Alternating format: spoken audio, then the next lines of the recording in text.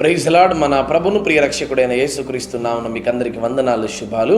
మరొకసారి దేవుడు మనందరినీ సజీవులుగా ఉంచినందుకు ఆ ప్రభుకి మహిమ కలుగును గాక. ఈ దిన దేవుని వాగ్దానము యెషయా గ్రంథం 30:19 నీవిక ఎంత మాత్రము కన్నీళ్లు విడవవు. పెద్దోని బిడ్డలారా, దేవుని వాక్యం తెలియజేయబడుతుంది. నీవు ఎప్పటికీ కన్నీళ్లు విడవవు. ప్రతి ఒక్క మనుషుడు భూమి మీద ఎప్పుడో ఒక చోట, ఎక్కడో ఒక చోట తప్పకుండా కన్నీళ్లు పెట్టినటువంటి వాడిగా ఉంటున్నాడు. చూడండి, ఎవరిని కలిపినా, ఎవరిని కదిసినా చాలామంది జీవితాల్లో దుఃఖం ఉంటుంది, కన్నీళ్ళు ఉంటాయి, బాధ, వేదన. ఎవరికి చెప్పుకోవాలో, ఎక్కడ చెప్పుకోవాలో తెలియక ఎంతో వేదన పడతా ఉంటారు. అయితే చాలా సందర్భాల్లో మన జీవితాలలో అట్టి స్థితి కనబడతా ఉంటున్నది. అయితే ప్రభు వాక్యం అంటుంది, నువ్వు ఏడుస్తున్నటువంటి ఏడుపు ఎవ్వరు చూడకపోవచ్చేమో, కానీ నా దేవుడు చూస్తున్నాడు. నువ్వు గదిలోనికి వెళ్ళి ఇదిగో ఏడుస్తున్నటువంటి ఏడుపు ఏదైతే ఉందో ఆ బాధను, ఆ వేదను నా దేవుడు ఎరిగినటువంటి వాడిగా ఉంటున్నాడు. రాత్రి వేళ నువ్వు పెడుతున్నటువంటి కన్నీళ్ళు ఇదిగో నీ పరుపును కొట్టుకుపోయేంత రీతిగా ఏడుస్తున్నావు కదా.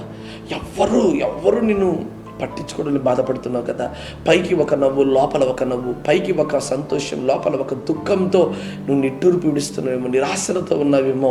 ఇదిగో గర్భఫలం లేదని, ఆర్థిక పరిస్థితులు బాగలేవని, ఇదిగో ఆస్తిపాస్తులన్నీ పోగొట్టుకున్నావని, అవమానం జరిగిందని, ఉద్యోగం వెళ్ళిపోయిందని ఎంతగా ఏడుస్తున్నావు కదా. ఇదిగో చనిపోతున్నానని బాధపడుతున్నావు కదా.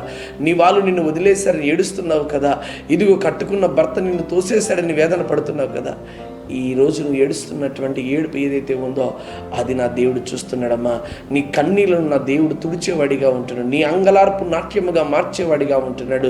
నీ దుఃఖ దినమును సమాప్తం చేయవాడిగా ఉంటున్నాడు. అట్టి ప్రభు మనం కలిగి ఉన్నాం. ఇదిగో ఆ ప్రభు అంటున్నాడు, నువ్వు ఏడుస్తున్నటువంటి ఏడుపు ఏదైతే ఉందో, నువ్వు పడుతున్నటువంటి బాధ ఏదైతే ఉందో, ఆ బాధను, ఆ కన్నీళ్లను ఇక మరి ఎన్నడూ పెట్టనీయకుండా నీ కన్నీళ్లను నేను తుడుస్తున్నాను అంటున్నాడు. చూడండి, లాజరు చనిపోయి 4 దినాలు అయిపోయి అందరూ ఏడుస్తున్నారు, అందరూ బాధపడుతున్నారు.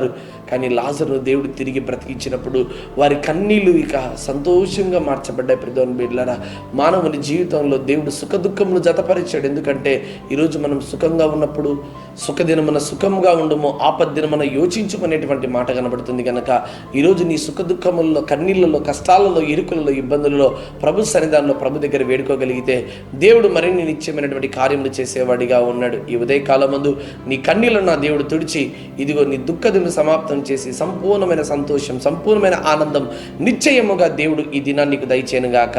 ఆమేన్.